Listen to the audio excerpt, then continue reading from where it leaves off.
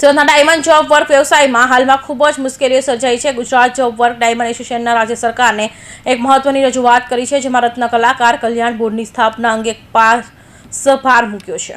Surat diamond job work વ્યવસાયમાં હાલમાં જ ખૂબ જ મુશ્કેલી સર્જાઈ છે। Gujarat job work diamond association રાજ્યના સરકારે એક મહત્વની રજૂઆત કરી છે, જેમાં રત્ન કલાકાર કલ્યાણ બોર્ડની સ્થાપના અંગે ખાસ ભાર મૂક્યો છે। એસોસિએશનનું માનવું છે કે બોર્ડમાં ડાયમંડ જોબ વર્કના પ્રતિનિધિઓનો સમાવેશ થાય છે, તો આ ક્ષેત્રમાં કામ કરતી મોટી સંખ્યાની કષ્ટક્રિયા પર ઘણી રાહત મળી શકે છે।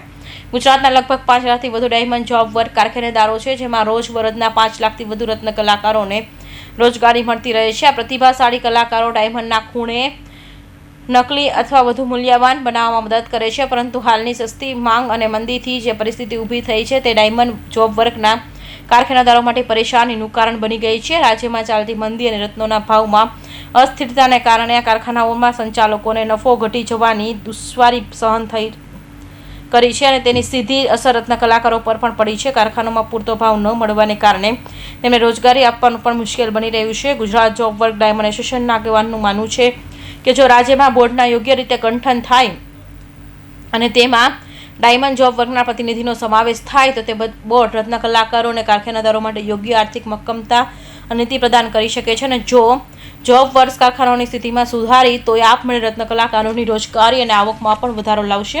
આ સકારાત્મક પડકારોના સકારાત્મક ઉકેલ છે માત્ર ડાયમંડ સંલગ્ન ઉદ્યોગ માટે નહીં, પરંતુ ગુજરાતની આર્થિક વૃદ્ધિ માટે પણ મહત્વપૂર્ણ છે। અમે રત્ન કલ્યાણ બોર્ડની જે સ્થાપના કરવામાં આવી છે એમાં આજે 5000થી વધુ જોબ વર્કથી કારખાના ચાલે છે ને 5 લાખથી વધુ કારીગરો પણ છે। અને જોબ વર્ક કરતા કારખાનામાં ઝાઝા ભાગે રત્ન કલાકારોને શીખવાડવામાં આવે છે ફ્રી ઓફ ચાર્જમાં। તો આજે એ પણ એનો ઘટાડો થયો છે, કેમ કે કારીગરને એનું પૂરતું વેતન નથી મળતું।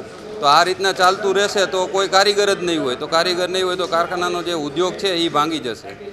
જેમ કે એક વૃક્ષ છે એનું એક ઉદાહરણ તરીકે કહી શકીએ કે મૂળિયા હે કારીગર હે, સ્થળ હે એ કારખાનેદાર હે, ડાળી હે વેપારી અને પાંદડા હે એ કસ્ટમર હે। તો થડ જ નહીં રહે તો બધાય સુકાઈ જશે।